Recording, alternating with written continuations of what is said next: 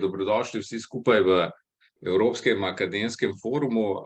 Naš kolega Avbelj vodi tale Jean Monnet modul, ki pač nekako nagovarja različne teme z področja Evropske unije, in danes imamo eno super priliko, da z dvema super sogovornikama rečemo kako na temo, in to v slovenskem jeziku, kar je na teh modulih kar nekoliko neobičajno, ne, in smo prej prav vsi malo študirali, ne, okej, se tole pa danes v slovenščini. Ampak ja, tudi ne, iz naše, bi rekel, doline imamo številne eksperte, ki lahko marsikaj povedo na temo širitve Evropske unije. In res sem zelo vesel, no, da imam danes dva taka super sogovornika. Sicer bomo potem obrnili vrstni red, smo rekli, začetka, ne, ampak vseeno bi štartal za kolegico Katjo Geršak, nekdanjo direktorico Centra za evropsko prihodnost, zdajšnjo soustanoviteljico, da rečemo, fundacije Regional Dialogue, ki ogromno dela predvsem predvsem v Uzbekistanu in tako dalje, ogromno enih izkušenj bi rekel, državami, ki so tako ali drugače ali kakorkoli, ne, bi rekel, na stičišču ali pa, ne vem, vsaj nekje v nekem orbiti okrog Evropske unije, predvsem pa, ne, torej dolgoletna tudi sodelavka Blejskega strateškega foruma, urednica revije, ki izhaja v okviru Blejskega strateškega foruma, tako da res sem zelo vesel, da je danes z nami in bo lahko marsikaj na to temo tudi kaj povedala. In pa seveda kolega Peter Grk, če sem prej prav pogledal, ne, v njegovem podpisu, v njegovem mailu, še vedno piše, da je koordinator za Zahodni Balkan, in še vedno piše noter, da je tudi generalni sekretar Blejskega foruma. Torej, jaz vseeno moram reči, ker sem tudi rahlo čustveno na ta dogodek navezana, ne, da je to le nek največji dogodek tukaj v regiji, pa tudi mogoče širše, ne, ki nagovarja zelo različne teme. Zagotovo je pa predvsem za regijo Zahodnega Balkana to najbrž najbolj tak eminenten, pomemben dogodek, ker tudi vedno so vsi udeleženci iz te regije prisotni. In iz tega vidika to dejansko ena taka zelo, bi rekel, en tak zelo zanimiv forum, kjer se marsikaj od teh stvari, ki bomo danes nekako probali nagovoriti, tudi odpre, ne. Torej, danes nekaj na temo širitve, in da ne dolgovezim preveč, nekako jaz sem tisti danes tukaj, ki bom samo rahlo tole moderiral. Celotna zadeva tam nekje 1 ura, kot je običaj, tule na teh Zoom dogodkih. Vljudno vabljeni, da tudi kakšna vprašanja postavite v chatu, jaz jih bom sproti prebiral, bom sproti spremljal, kaj se kaj dogaja.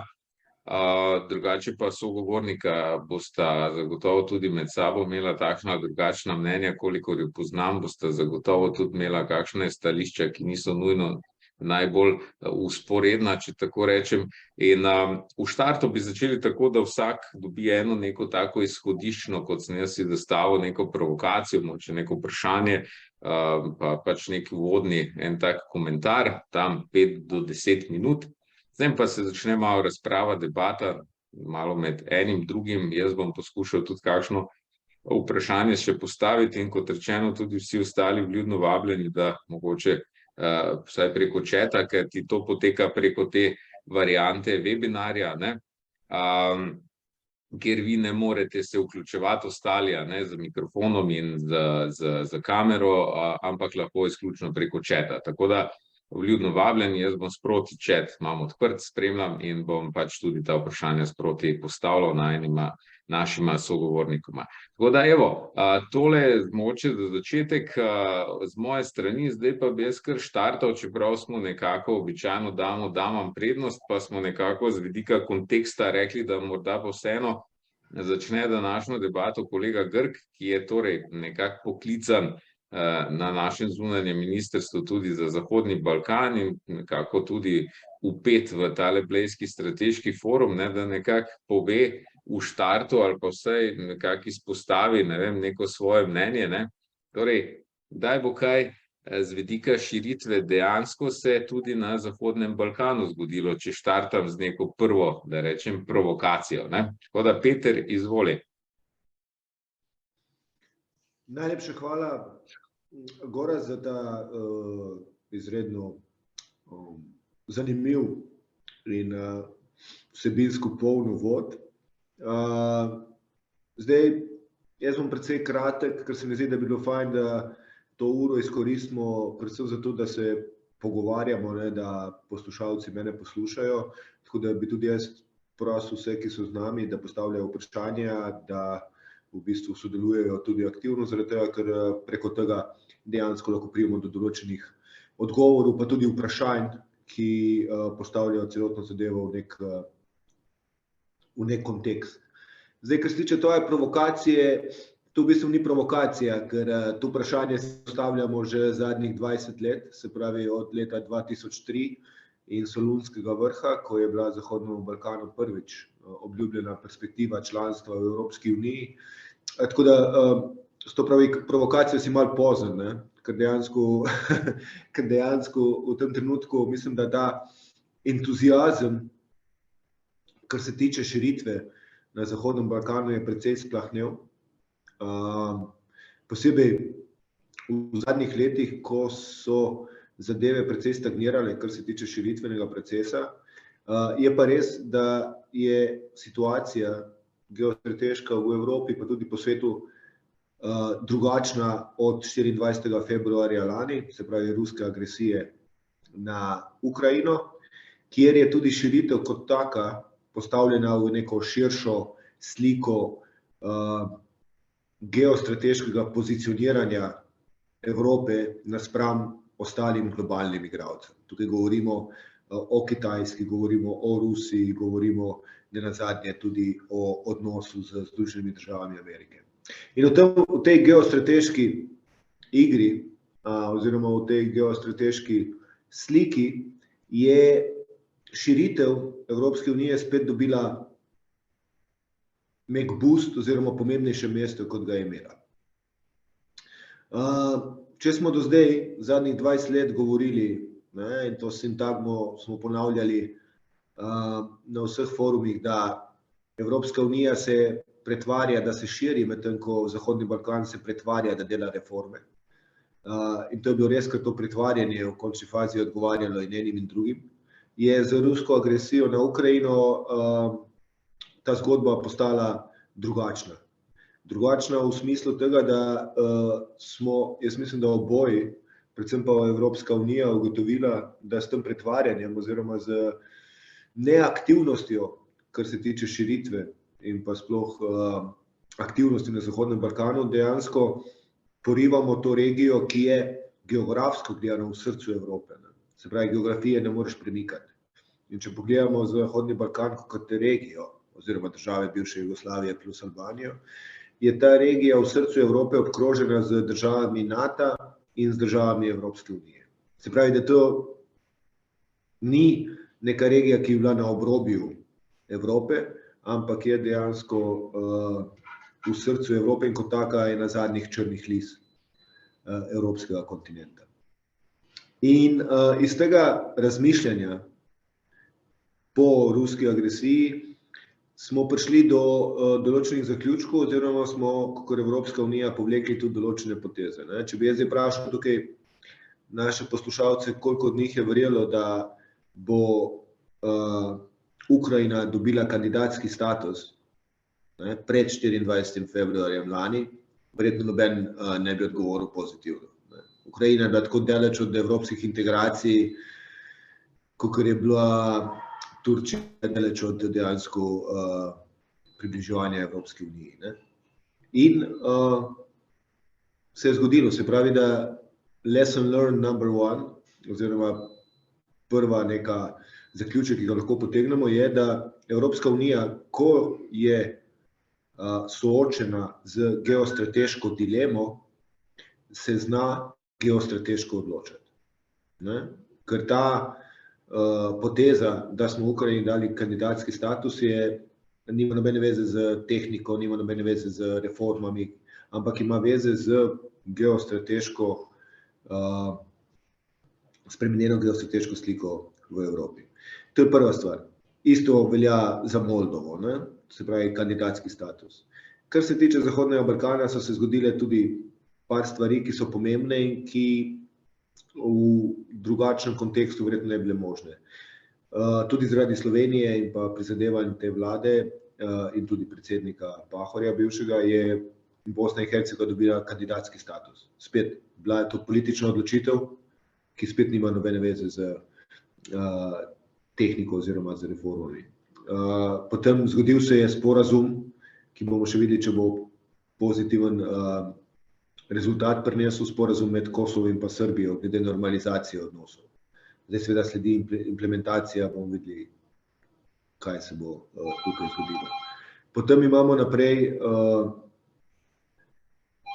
Severno Makedonijo in Albanijo, ki so začeli pogajanja. Severna Makedonija je sicer v težki situaciji, ker mora spremeniti ustavo, ampak Albanija več ali manj ima precej odprto pot proti Evropski uniji, če bo sama tako želela oziroma če bo politična volja na njihovi strani, da se prilagodijo akiju oziroma zakonodaji Evropske unije. Tako da, če sem bil pred 24. februarjem lani pesimističen, se mi je zdelo, da v bistvu s to širitvijo ne bo nič, se mi zdaj zdi, da dejansko ni druge alternative.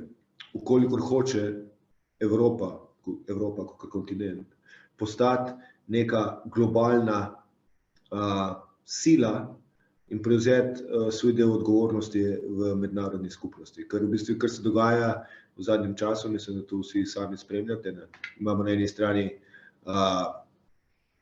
ZDA, na drugi strani imamo Kitajsko, potem imamo Rusijo, ki je sicer in decline, o tem bo več Katja verjetno govorila, potem imamo Indijo, ne, ki se vzdiguje, imamo Indonezijo, imamo celoten globalni jug, ki v bistvu pravi, da kot je zdaj nastavljen multilateralni sistem, je v svojem bistvu napačen, ker je res, ker so se zadeve totalno geostrateško spremenile. Ne. Recimo, Indiji, zadnjič sem bil v New Delhiju. Indija je rekla, da nemogoče, da imamo mi učinkoviti multilateralizem, ki je za majhne države kot Slovenija ključen, če imamo zdaj trenutno varnostni svet, ki je sestavljen tako, da 70% svetovnega prebivalstva nima tega permanent seat v Združenih narodih, ne, oziroma v varnostnem svetu. To je nemogoča situacija. Ne. Reformo varnostnega sveta delamo zadnjih 30 let. In zdaj smo prišli z energetsko krizo, z prehransko krizo, z klimatsko krizo do situacije, kjer se bo nekaj moralo zgoditi. In vsej tej, samo temu džumbusu, ki se zdaj dogaja, oziroma geostrateškem preigravanju, se mi zdi, da se nekaj bo moralo zgoditi tudi z širitvijo in Zahodnim Balkanom. Zdaj, bo temu tako ali ne, je pa tudi odvisno od politične volje politikov v regiji. Ne. Ta politična volja pa, kakor vsi vemo, je včasih precej blaga oziroma ne obstaja. Tako da tudi bodo politiki mogli na Balkanu se odločiti, a bodo dejansko začeli delati potrebne reforme ali pa ne. Če so zdaj igrali to igro pretvarjanja z Evropsko unijo, zdaj se mi zdi, da nimajo več igralcev na drugi strani, ki se to igro še igra. Toliko za začetek, Gorazd, pa lep pozdrav vsem, ki nas poslušajo. Ja. Hvala lepa, Peter. Ne? Zdaj, ti si precej to tako globalno tudi že malo povezal. Ne? Pa preden jaz mogoče pol še kaj navržem, ne? Res mogoče še prepustim besedo Katji, ne? Kot rečeno, nekako dobro, si zdaj malo risal tale balkanski vidik, ne? Kot neko luknjo, ne? Znotraj že geografije in tako dalje. Ne? Ampak ja, ne? Ta provokacija res je, ne? To je že 20 let nazaj, ne? Torej ta Solunski vrh in tako dalje, niti ni taka grozna provokacija. Ampak iz današnjega vidika, ne, če pa rečem res, ja, tako kot si sam povedal, ne, torej ne vem, ne, najbrž 15 mesecev nazaj, če bi nekdo vprašal vprašanje, torej kdo bo prej imel nek status, ne, ali Ukrajina ali pa kakšna druga država iz Balkana, pa kdo tudi me vprašal po zdravju, ne. Ampak če zdaj le vprašam recimo Katjo, ki malo boljše, moče tudi tale, ne, regijo, tam malo pobliže spremlja, ne, torej ta vidik okrog Rusije, ne. Torej, Ukrajina ali res kakšna druga država iz Zahodnega Balkana. Pač dobro, nekaj ta politični message, ki se da, kar si ti sam postavil, nekaj pa na drugi strani tudi, saj vemo, tudi Turčija že ne vem koliko leta v nekem takem statusu. A ima Ukrajina tak status kot Turčija, torej yes, welcome, but se vidimo čez. A kako, zdaj, če smo malo. Saj sem rekel, bom postavil 2 provokativni vprašanje na začetku, tako da izvoli, Katja, zdaj pa tvojih 10 minut. Saj Peter si jih je tudi vzel, da ne bo pomote. Najlepša hvala. Ja.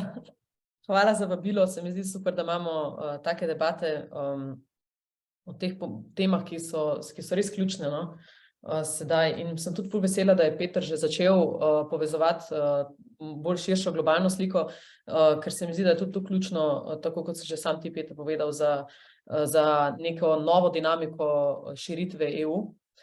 In tukaj mislim, da se bova midva kar na večjih točkah strinjala. Zdaj bi to provokacijo vzela, ki se mi pa zdi zelo topical, tako se mi zdi, da je na mestu ali Ukrajina ali Zahodni Balkan. In zdaj, glede na to, kako hitro se je zgodilo kandidatski status Ukrajine in na podlagi česa je bila čisto politična, geopolitična odločitev, kaj pa se bo s tem odvijalo v prihodnje. In zdaj se mi zdi dobra provokacija in dobro izhodišče. In bi začela na čist drugem koncu. Tako sem si zamislila, da ko si mi postavil to vprašanje, začnemo na zelo mikronivoju, družbenem nivoju. In če dam eno osebno noto, pa če se dosti krat v zadnjem letu znašla v ukrajinski družbi, tudi zaradi tega, ker sem imela eno gospo in sina, ki sta živela z nami 8 mesecev in je stike vzdrževala za drugo ukrajinsko skupnostjo, ker jih je kar nekaj v Logatcu, ker je tukaj tudi begunski center, oziroma center za migrante, narobe sem rekla, in tako zveš neke stvari, ki so zelo specifične njihovi družbi, ki pač, če ne živiš tam, pa verjetno tega tudi na televiziji ne vidiš. Kot naprimer, sina ima starega 9 let, se igra z mojim sinom in jih pustimo ven igrati nogomet lokalno v družbi in je rekla, koliko sem jaz vesela, da lahko tukaj se sin tako zunaj igra brez nadzora, zaradi tega, ker pri nas ima tako družbo, da pred 10 letih ali pa 11 že cigarete ponujajo, pa kadijo, pa kako ušpičijo, pa komu avto porajsajo, pa in to se nam zdi v neki, to je stvar, pa če še gremo na par primerov, naprimer bila je gospa v bolnici, ker je prišla obiskat svojega moža in ugotovila, da že ne vem koliko dni ni dobil mesa za jest, in pa ve pa, da v bolnico dovažajo meso, pa kam je to meso izginilo, Mikrokorupcija na mikronivojih, beri nekdo v bolnici da meso in ga proda lokalno, da to ne pride do pacientov, a meso je dostavljeno iz državnih sredstev. Pač to so stvari, za katere si jaz upam trditi, da se večinoma na Balkanu ne dogajajo več. So stvari, ki mogoče mi, ko smo starejši, iz neke stare juge, se spomnimo, kakšen je bil neki nivo družbe, družbene razvitosti, ekonomske razvitosti ene države, kako daleč smo mi prišli v zadnjih 30 letih kot Slovenija in ko hodimo na dopust, kako daleč je Hrvaška prišla in še dlje južno dol na Balkan, kje so tiste države. In ko ti vidiš čisto iz nekega človeškega vidika, kako razvita je ena družba, se tudi odraža na tem, na kakšnem nivoju je korupcija, kakšna je revščina v tisti družbi in kako se ljudje znajdejo, da znotraj takega sistema preživijo, kako funkcionirajo inštitucije, kakšna je socialna podpora in na vseh teh pač stvarih, ki se na vsakodnevnem življenju odraža.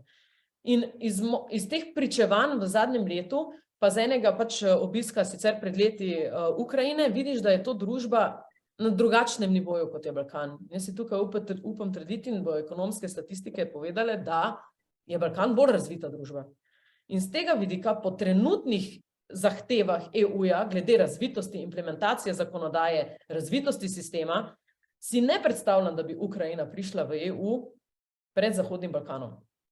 Če smo čisto življenjski in realni. EU pristopni proces, kot je trenutno zastavljen, nivo, na katerem mora biti družba, nivo korupcije, ki jo mora imeti, kako funkcionira inštitucije, kakšne zakonodaje imaš postavljene, je Ukrajina še daleč stran.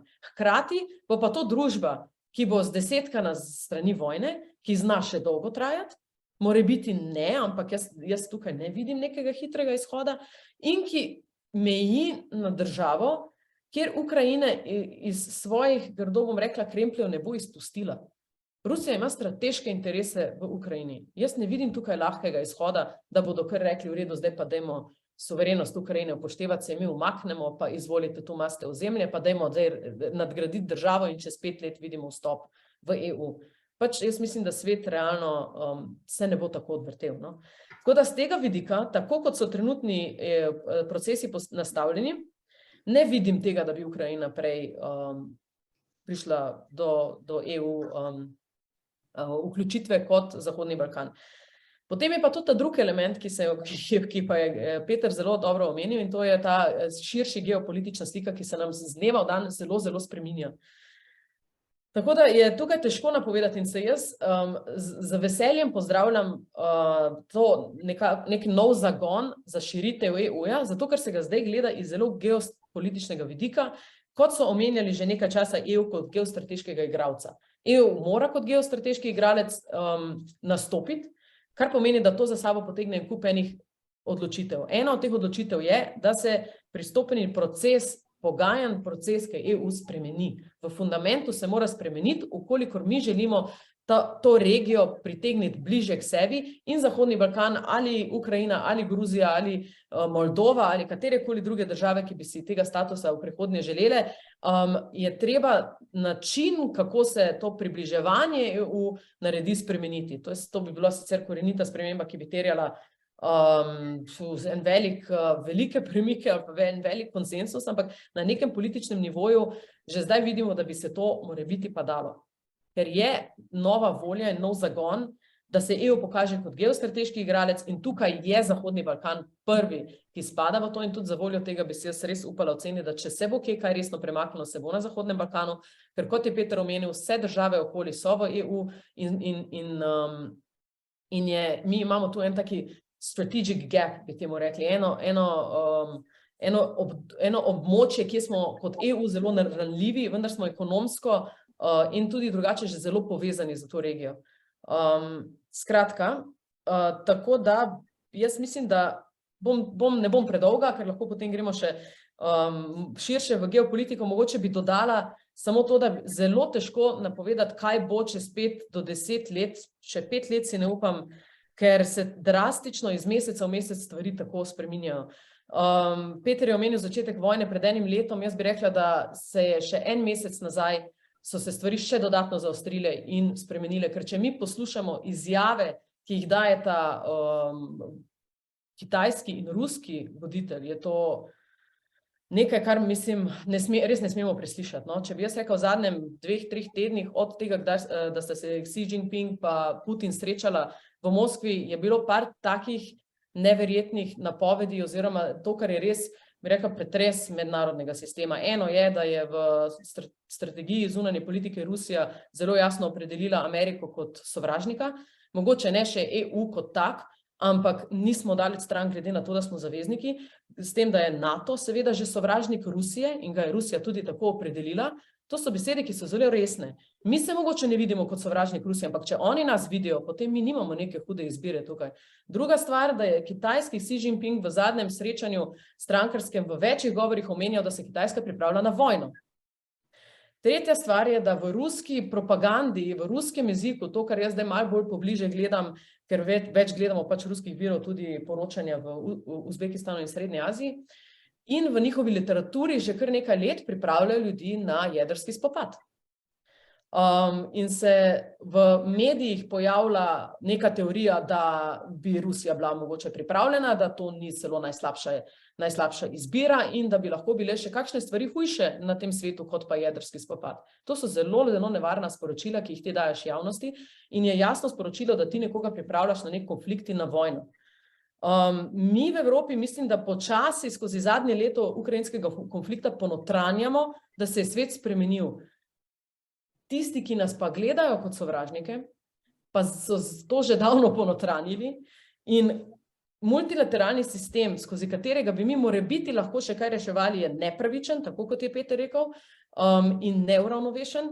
In za voljo tega ga bo nekdo začel spreminjati, in to bodo seveda Kitajci, če ne z dogovorom, pa s silo.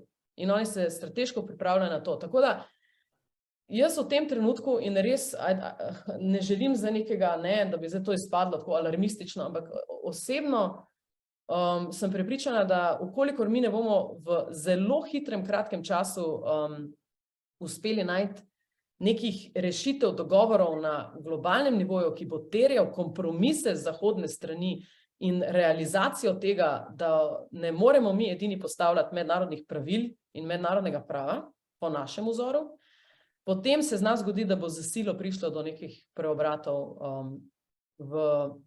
s tem, da se bo pač seveda Rusija odločila za dodatni konflikt in Kitajska, kar se pač tiče Tajvana in svoje okolice v Aziji.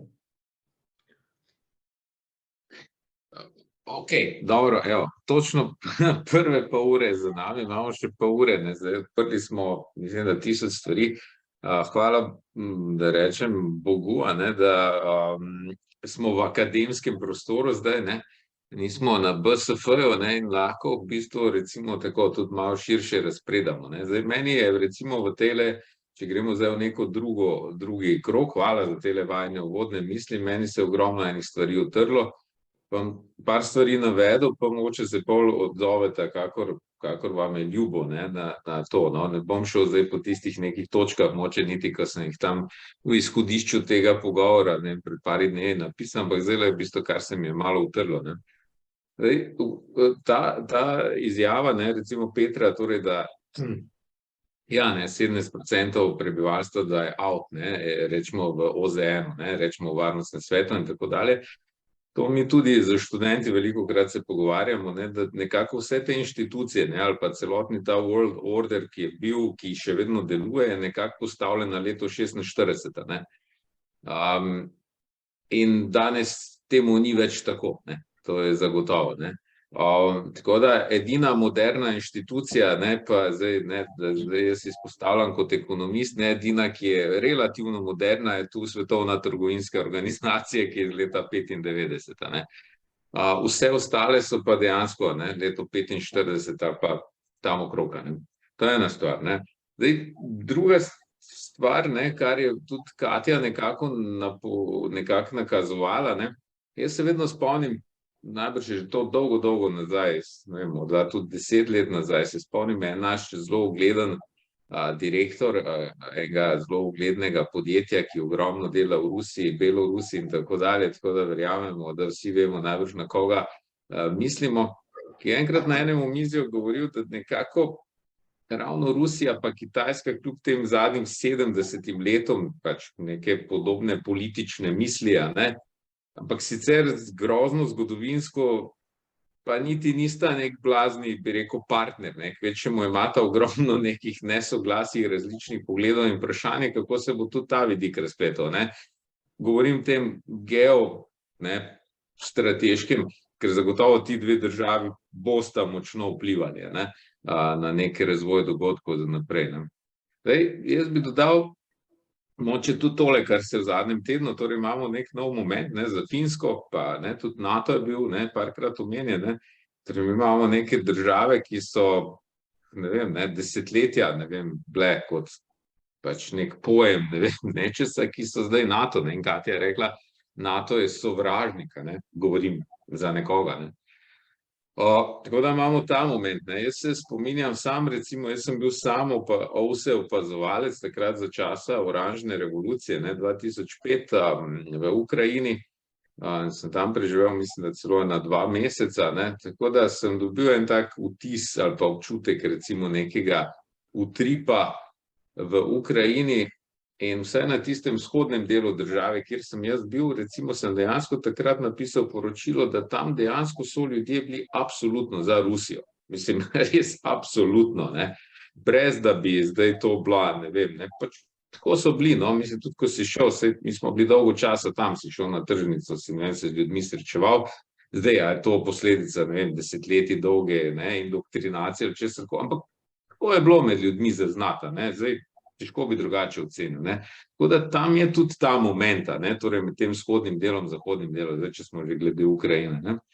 Predvsem se mi pa zdi, mislim, zdaj ta Zahodni Balkan, kar je tudi Peter omenjal, pa bom s tem nekako, torej to bo neka 4. točka, ne, ki je ravno ta Solunski vrh, ne. Jaz se prav spominjam takrat, ne, iz tistih časov še, ker sem tudi sam kot nek mlad diplomat začenjal in je takrat en tak vic krožil, ne, naokrog po mailih, ne, med tistimi, ki smo takrat po Bruslu malo okrog skakali in hodili na razne sestanke naokrog, ne, da torej, ne vem, ne, bo prišlo leto, to je bilo tam 2004, 2005, ne, če se ne motijo, pa se ta zgodba, ne, da nekega dne bo pa vstopila, ne vem, Slovenija, Slovaška, Češka in tako dalje, pa čez 5 let bo vstopila, ne vem, Srbija, pa mislim, pač pa vse te države in potem je sledil drugi del tega vica, ne, čez 5 let izstopa Anglija, čez, ne vem, 3 leta izstopa Francija, čez 3 leta izstopa Nemčija, na koncu ostane samo še Zahodni Balkan oziroma rečemo SFRJ, ne. Jaz se tega vica dejansko 20 let pač po mailu je takole krožil, tako v angleščini takrat, ne, je bilo to meni tako, ne. Zdaj, ko gledam 20 let nazaj, ne, se spomnim tega in se mi zdi tako, ne, tisto, kar smo se malo tudi pogovarjali, ne, pogovarjamo se o širitvi, mi vsi govorimo, to je pomembno, geostrateško, ne, če ne bomo mi vstopili, bo nekdo drug. Okej, ne, malo pa na drugi strani države, ustanovne članice, ki tega ne vidijo tako očitno, a ne. Smo imeli case Brexita. Tako da, evo, tu sem zdaj 3-4 točke vam navrgel, pa izvolite, ne. Who wants to go first? Ja, no, mislim, to dejansko niti ni več vitrina tudi, da Velika Britanija je res izstopila, ne. Je pa tudi res, da države Zahodnega Balkana še niso vstopile v Evropsko unijo. Ko smo že pri vicih, ne, pa se mi zdi, da je bolj tu realnost kot vic, ampak kaže na nek sarkazem nekih uradniških elit v Bruslju. In sicer, da zdaj obstaja nek strah v Bruslju, da dejansko Ukrajina je tale kandidatski status vzela precej bolj resno, kot so oni pričakovali, ne. In je dejansko začela delati reforme in to precej na hitro, precej aktivno. To je dejstvo, to je fakt. Seveda, zaradi tega, ker vejo, da geostrateški moment je zdaj, da naredijo tiste ključne premike tudi pri sebi doma, kar se tiče boja proti korupciji, kar se tiče rule of law, kar se tiče vseh teh zadev. In ja, na to hitrost dejansko uradništvo v Bruslju ni pripravljeno, ne. Uradniki v Evropski komisiji niso pripravljeni, ne. Ker so mislili, tu bo še en proces, ki bo šel po isti smeri naprej, kot je šel proces na Zahodnem Balkanu. Zdaj pa, da ni tako, ker tudi oni se morajo zavedati, da pač, tukaj smo se zdaj pogovarjali že pol ure, so se stvari v mednarodnem, pa tudi v evropskem prostoru čisto spremenile. Ena stvar, ki je pomembna, ob vseh teh tranzicijah, ki smo jih govorili, pa ta tranzicija je pomembna tudi za Zahodni Balkan, Evropo, pa tudi za širši geostrateški prostor, ne, če smo že tako grandiozno začeli ta pogovor, ga dajmo še grandiozno nadaljevati. Zdaj, ključna stvar, jaz sem bil v New Delhiju, ne, zadnjič Blejski strateški forum je imel neko okroglo mizo o prihodnosti multilateralizma.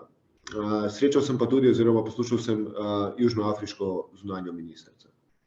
Res super gospa, prijateljica od Mandele in tako naprej. In ona je zelo plastično rekla, glejte, Evropa, ne, oziroma Zahod je imel srečo ali znanje, v tem trenutku ni pomembno, ne, da je celotno svojo industrijsko revolucijo in razvoj naredil na osnovi premoga.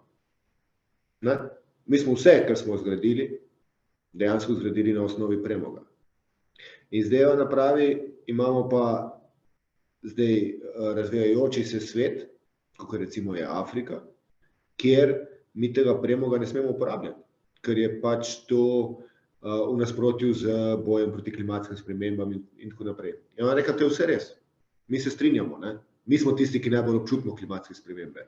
Afrika, pa Azija, poplave, suše, whatever, ne?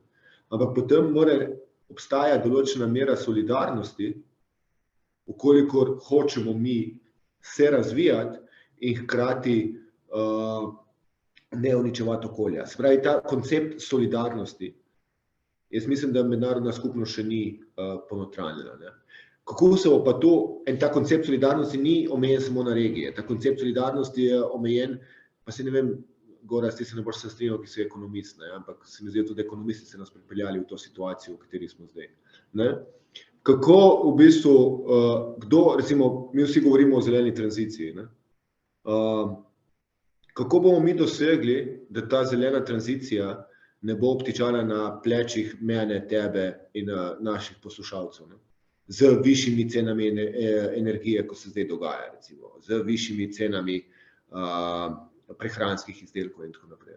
Se pravi, mi gremo v en svet tranzicije, ampak v tem trenutku, tam svetu tranzicije, ali na evropski ravni, na regionalni in globalni ravni, ne vemo, kdo bo nosil stroške te tranzicije. In ista stvar je na Zahodnem Balkanu oziroma širitvijo. Če lahko malo karikiram. Imamo na eni strani Evropsko unijo, imamo na drugi strani države Zahodnega Balkana, kjer v bistvu tranzicija poteka počasneje, kot bi si mi želeli. Ne? To je dejstvo. Kdo plačuje ceno, ker te tranzicije ni? Ne? Mladi na Zahodnem Balkanu. Mi imamo eksodus mladih iz Zahodnega Balkana, migracij, mi imamo demografski problem na Zahodnem Balkanu.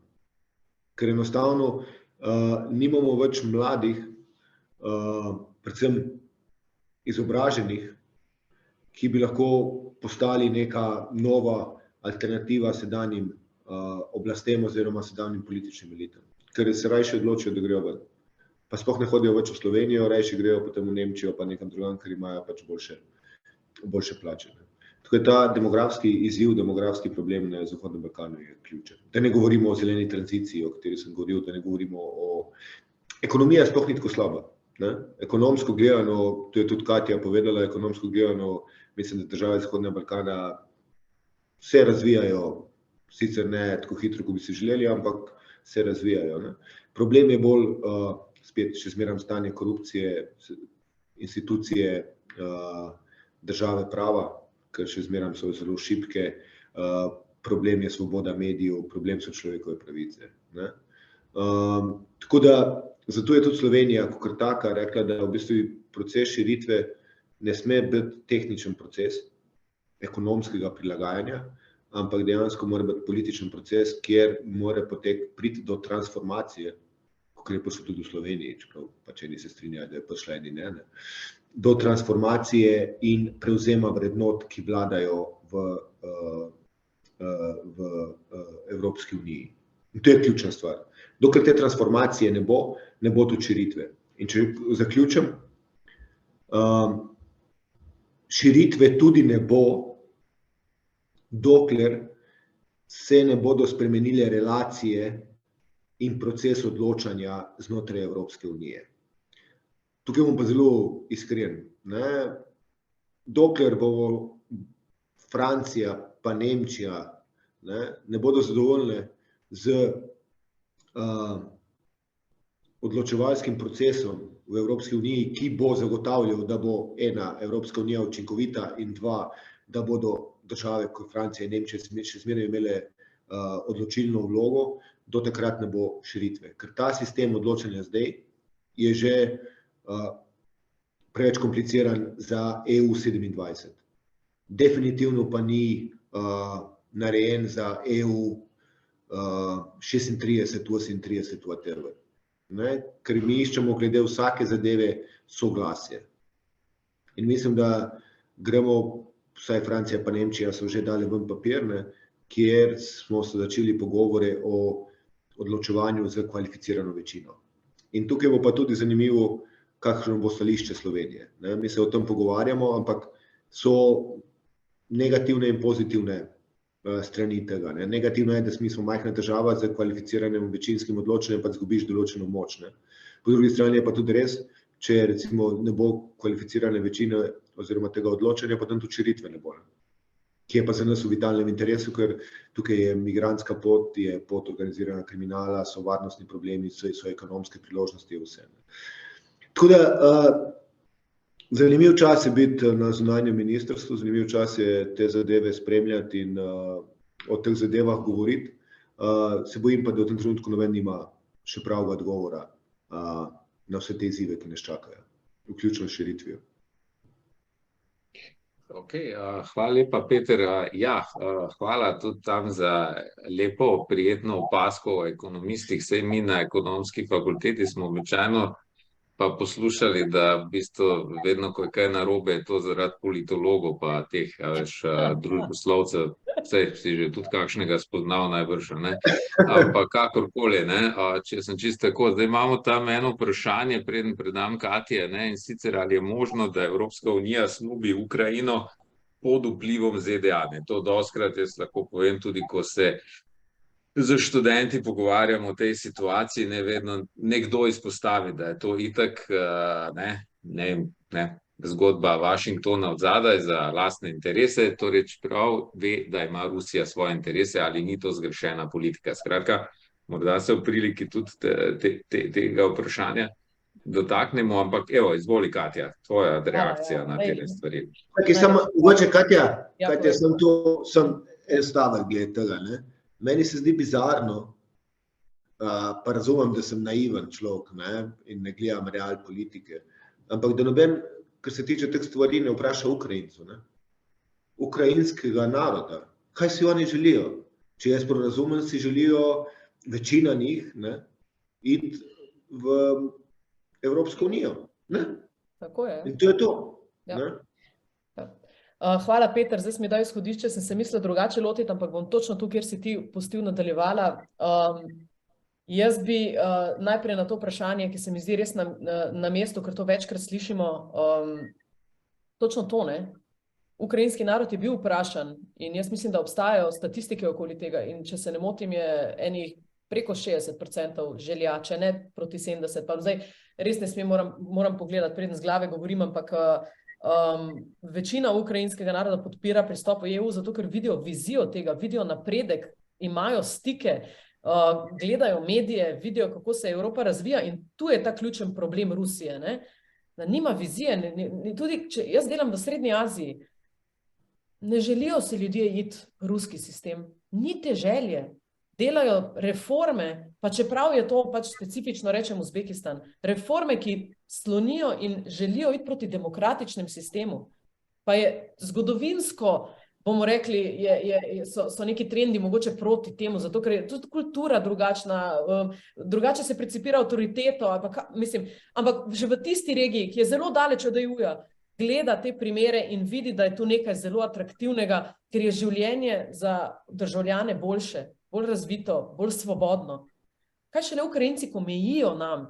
In zdaj, če ima večino ljudi v Ukrajini tako mnenje in tako željo, potem je to njihova želja in izhaja iz tu notri. To ne more nobena druga država vplivati, pa podpihovati, pač oni si to želijo. Vidijo, ki je sistem, ki je boljši. Jaz verjamem, pa tudi to podpiram, Gorazd, kar si ti rekel, da pa seveda obstajajo regije v Ukrajini, ki si pa mogoče tega ne želijo. In tu je ta srž tega problema.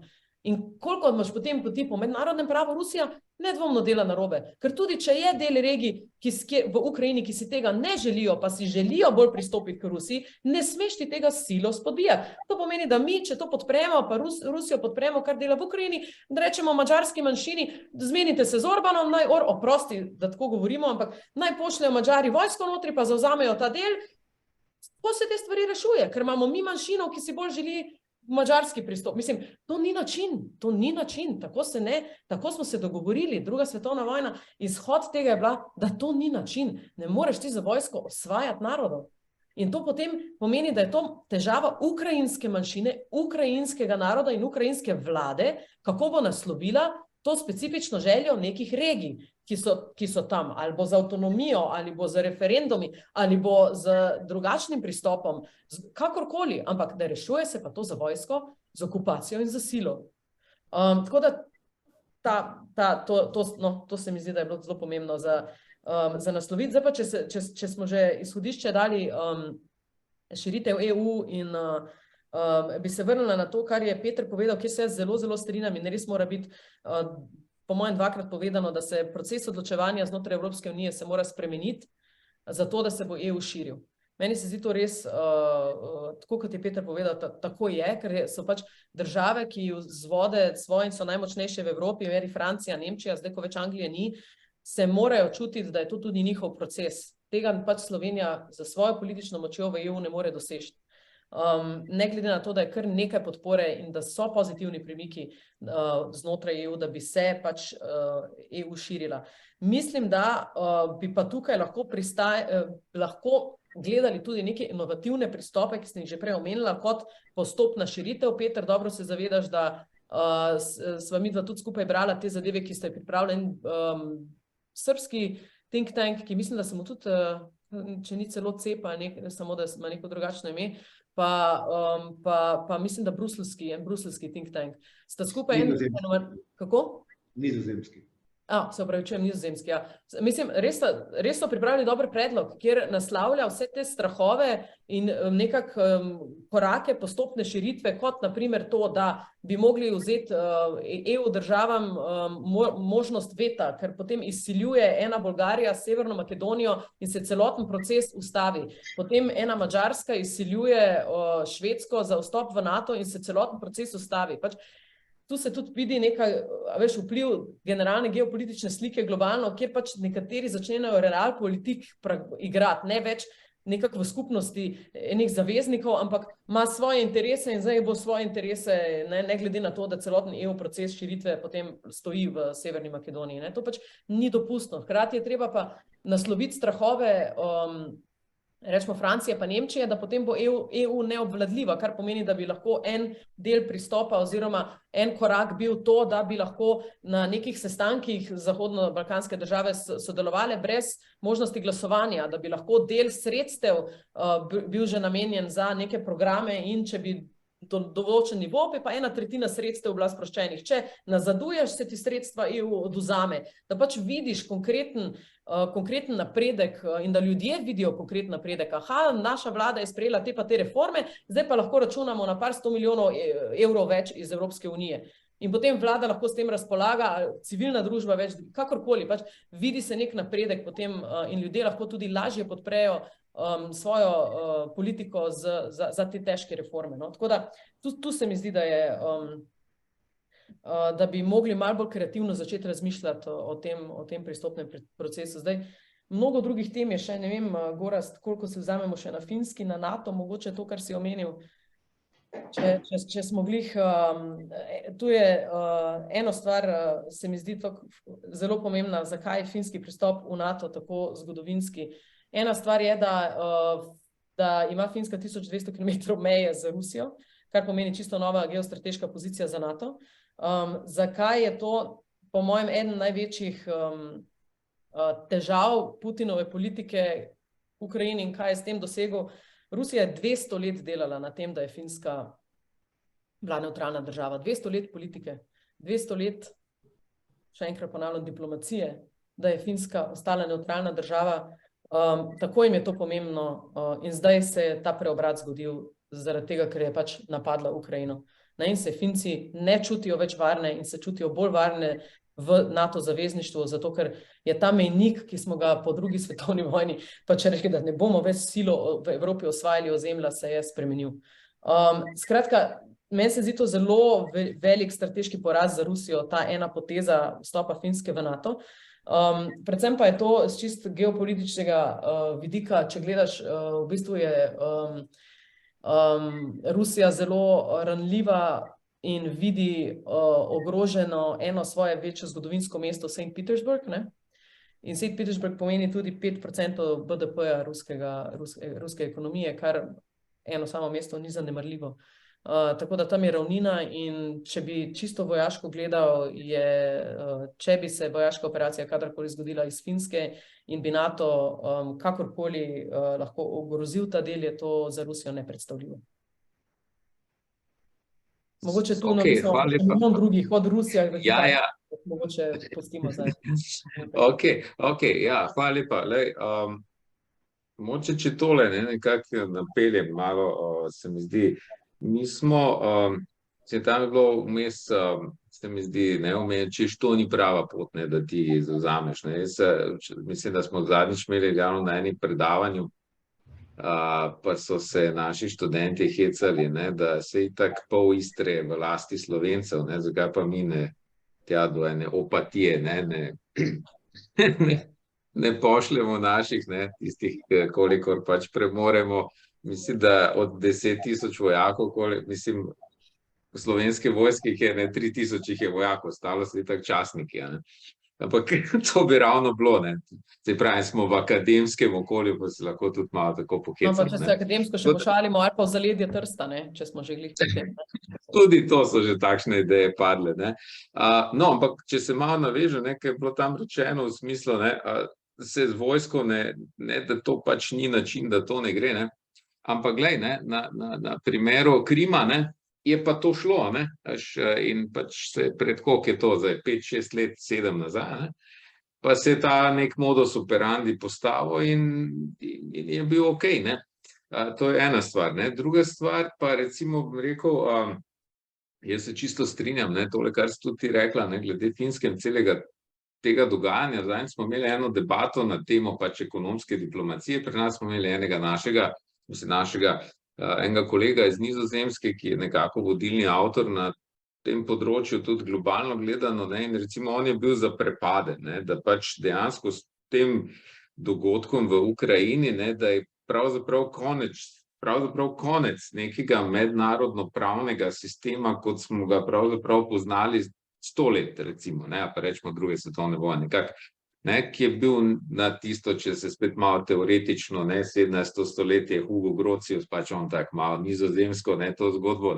izhaja, torej države, suverenost države, vestfalski mir in tako dalje. Skratka, nekako konec tega, In recimo dejansko to, kar si govorila, tudi Finska, in to je stoletja nekih naprezan bilo, da nekako se to ravnotežje nekako postavi, kot se je vzpostavilo, kar je spet, če se jaz malo ekonomsko navežem, kar je bilo tudi precej, bi rekel, za časa predsednika Trumpa, tudi precej neobičajno, da recimo ravno ZDA so imele, bi rekel, teh prostotrgovinskih sporazumov od nekdaj nek benefita, torej je to bilo nekaj, kar jim je mega koristilo. On je bil prvi predsednik, ki je rekel, to pa zdaj mi odstopamo od večine teh sporazumov. Tako da, bi rekel, to, kar je bilo mogoče 100 let neka stvar diplomacije teh velikih držav, ali pa njihovih diplomacij, se je praktično v zadnjih 10 letih dejansko, kot da bi rekel, nekako na novo postavilo ali pa na novo, da rečem, zresetiralo. In to je tisto, kar mene recimo zdaj ali pa v tej debati, ki jo imamo danes, nekako zanima, kaj to pravzaprav v bistvu prinaša za vse to. Zdaj mi kot Slovenija, včasih vseeno smo mi že to eno urco skoraj okrog, da nekako pridemo do nekega tistega zaključka. Zdaj za Slovenijo zagotovo je vedno ta širitev, mi Zahodni Balkan, tukaj imamo interes, ekonomski interes, imamo pač neko zgodovinsko in tako dalje. Ampak vse ostale stvari, kar smo se danes pogovarjali, se pa dogajajo ravno na tem. In vsi ti globalni dogodki, ki so tako, bi rekel, čist, to, kar je bilo, za ZDA 70 let okej, kar naenkrat ni več okej. To, kar je bilo za Rusijo, si rekla, 100 let okej, recimo z statusom nevtralne Finske, kar naenkrat ni več okej. Ali pa so šli v neko zgodbo, ki bi najbrž šla kateri od svetovalcev rekel, da lahko to pripelje do posledic takih, kot je. In vse ti ljudje nimajo, bi rekel, svetovalcev, ki so nepoučeni. In to recimo mene zanima, in kje zdaj tu noter se najde sploh širitev, pa kje sploh tu noter se najde nek Zahodni Balkan. Kdo tu sploh bi rekel, od teh globalne realpolitika, kot smo rekli, sploh vidi tu, neko Bosno, pa izseljevanje mladih iz Bosne ali pa neke te zgodbe, a to vidi sploh kdo kot nek problem ali nek case, ker imamo toliko drugih stvari na tej, bi rekel, agendi globalnih. Tako da, evo, zdaj tam smo Petra malo zgubili vmes, pa moče, ne vem, koliko je uspel slišati, ampak izvolite, moče tudi kot en taki počasi že closing remark, imate pa free, sta prosta, da poveste, kar imate. Jaz mislim, da Ja, se opravičujem, ampak tako je v javni upravi, ne, z internetom in s temi stvarmi smo še vedno v 19. Na 3G. Ja. Ko so bile zadeve še bolj enostavne. Jaz v bistvu z mojimi evropskimi sogovorniki večkrat se pogovarjamo in kar jim jaz povem, predvsem recimo Francozom pa ostalim je, zakaj, ne? Zakaj se že 20 let moramo ukvarjati z problemom oziroma s problemi regije, ki je za nas Evropo, mislim, strateško pomembna, hkrati pa predstavlja globalno gledano, pa tudi evropsko gledano, eno malo večje evropsko mesto. Ne? Mi moramo vedeti, da na Balkanu v tem trenutku živi 16 milijonov ljudi. 16 milijonov ljudi. Ne? V celotni Evropski uniji živi pol milijarde. Se pravi, da to, če bi vseh 16 milijonov preselili v države Evropske unije, ne bi nobeno opazil. Ne? In se mi zdi, da izgubljamo čas, ne? Definitivno, izgubljamo čas, pa tudi energijo za ukvarjanje z regijo na način, da te regije ne premikamo hitrejše proti Evropski uniji, čeprav če bi obstajala politična volja, lahko to naredili. Ne. To se mi zdi meni bizarno. Ker imamo toliko večjih problemov in od njih smo govorili. Ne. Če si opazil, Gorazd, v bistvu 1 uro smo sicer govorili o širitvi in to je bila glavna tema dejansko tega webinarja, ampak 3/4 smo govorili o vseh ostalih stvareh razen o širitvi. Ker meni se zdi, širitev je pomembna, je ključna, zato da se v bistvu konsolidira evropski kontinent in da mi, ko Evropa, ne, postanemo sposobni odigrati globalne vloge. Se mi zdi, da brez Balkana ne, bomo težko to dosegli, ker bomo stalno imeli v našem srcu eno črno pego, ki jo lahko drugi globalni igralci izkoristijo za to, da v bistvu nas glede določenih stvari zaustavljajo oziroma bremzajo. Ne? Tukaj govorimo o Kitajski, govorimo o Rusiji, govorim tudi o določenih arabskih državah. Vse te države so prisotne na Zahodnem Balkanu in one izkoriščajo v bistvu nestabilnosti oziroma politične probleme v regiji, zato da našo pozornost namesto na svetovne probleme usmerjajo proti tej regiji 16 milijonov ljudi. Zato, ne, če malo karikiram, pa zdaj res karikiram, se mi zdi, da bi bilo smiselno se z regijo aktivnejše ukvarjati naslednjih 2-3 leta, narediti tiste ključne korake proti reverzibilni stabilnosti in priključitvi ekonomskim, infrastrukturnim, političnim, vrednostnim tokovom Evropske unije in potem, jaz mislim, da bomo puno lažje tudi mi kot Evropska unija lahko naslavljali tiste zadeve, ki so v tem trenutku mogoče še pomembnejše. Od klimatskih sprememb do prehranske varnosti, do energetske varnosti, do, če hočeš, tudi prihodnosti ekonomskih odnosov, prihodnosti globalizacije in tako naprej. Sicer tudi vse teme letošnjega Blejskega strateškega foruma, ampak se mi zdi, da je smiselno, da o njih kakor takih se začnemo zdaj pogovarjati. Tako da, ja, širitev, jaz mislim, da je za Evropo oziroma konsolidacijo evropskega kontinenta in za našo geostrateško razmerje z ostalimi silami ključna stvar. Tega smo se lotili na precej zgrešen način, kar kaže tudi, da pač 20 let ni bilo narejenega nič. Mislim pa, da z rusko agresijo Rusija ni sam dala pospešek dejansko neki konsolidaciji NATO z vstopom Finske in verjetno tudi Švedske, ampak je dala tudi pospešek v bistvu nadaljnji integraciji oziroma konsolidaciji Evrope. Tako da, zdi se mi, pa bilo je neko vprašanje, zdaj pustimo Ruse na miru ali whatever. Kako je že ona pesem We didn't start the fire. To, če vzamemo vse razloge, vse teorije zarot, pa Amerike, pa Evropske. Mi v Evropski uniji oziroma na Evropskem kontinentu po drugi svetovni 50 let nismo imeli, oziroma nismo verjeli, da se bo kaj takega zgodilo, da bo druga država napadla suvereno državo in določene kose ozemlja vzela. To je nezaslišano in tu bi se postavljal celoten ta red multilateralni na preizkušnjo. In ta red, ta mednarodni pravni red je za Slovenijo kar majhno državo, ki nas je 2 milijona, tako je München, ključnega pomena.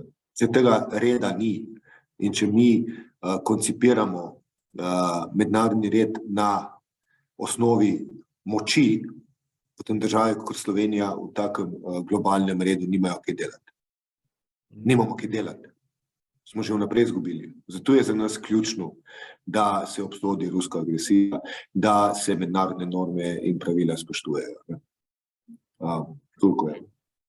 Ok, hvala lepa. Ja, se to znoto, tam je v bistvu bilo nadaljevanje tega vprašanja, v bistvu strani, pač pustimo Ruse, kar se že ti nekako, ampak ja, vse to je to, kar smo govorili. Zdaj, če mi prepustimo svetovni red, temu, koliko ima katera država jedrskih konic, potem dejansko smo pač tam, kjer smo.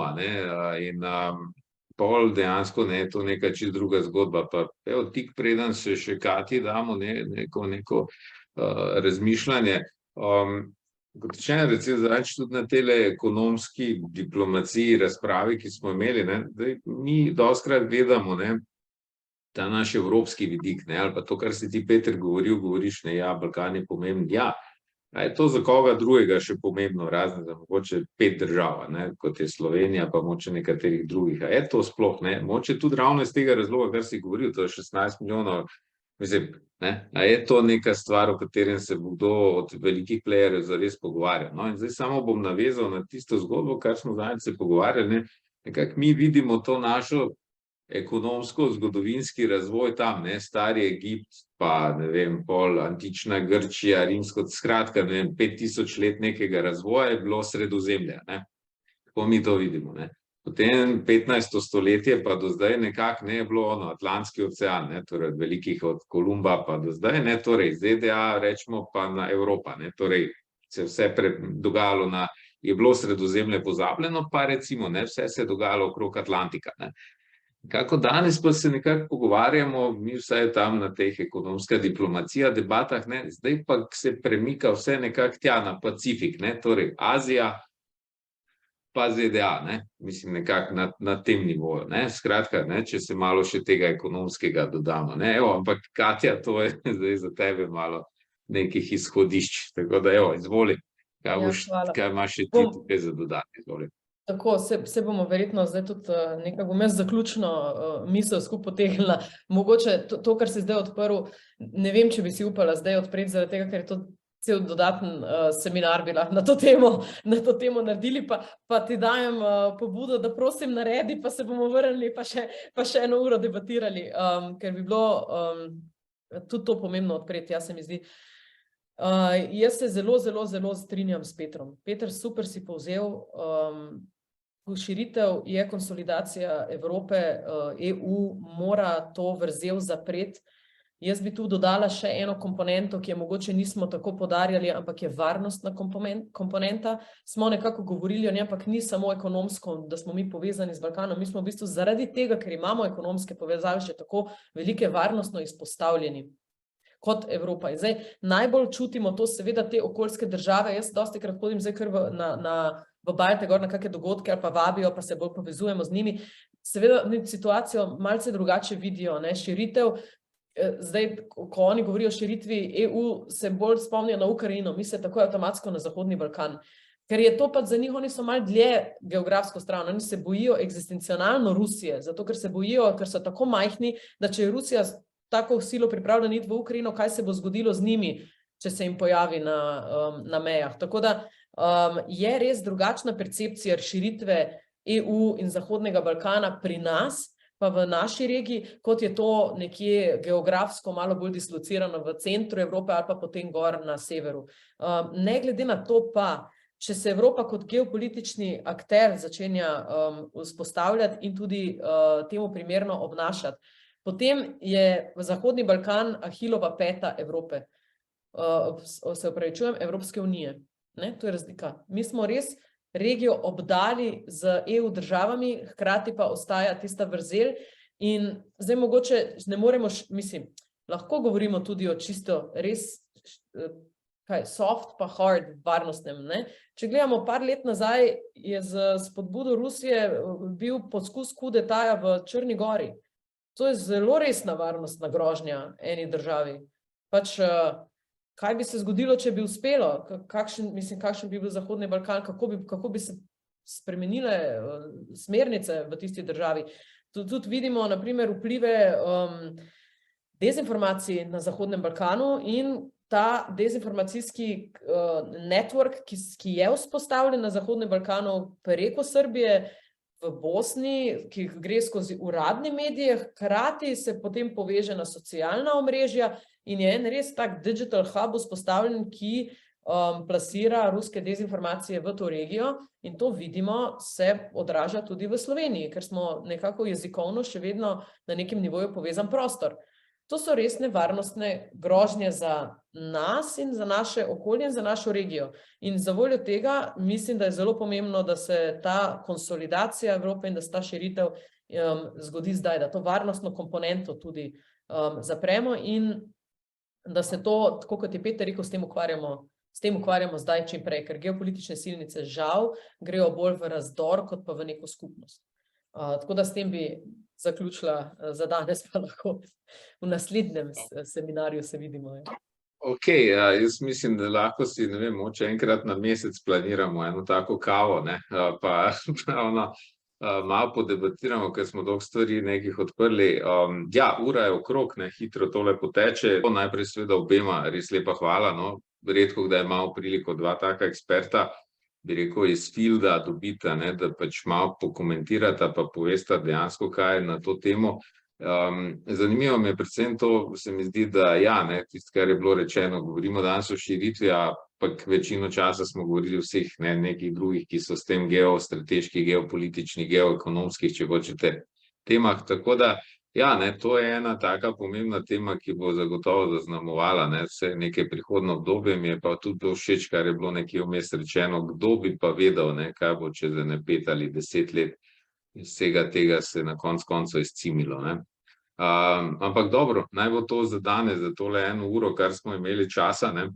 Tako da res obema najlepša hvala, no, da ste si vzela to uro časa pa bila z nami. Zdaj jaz vam moram vsem povedati, ta webinar je tudi bil posnet, ne. Res lepa hvala za sodelovanje, tudi vsem, ki ste nas poslušali. Ob naslednji priliki se vidimo. Lep pozdrav.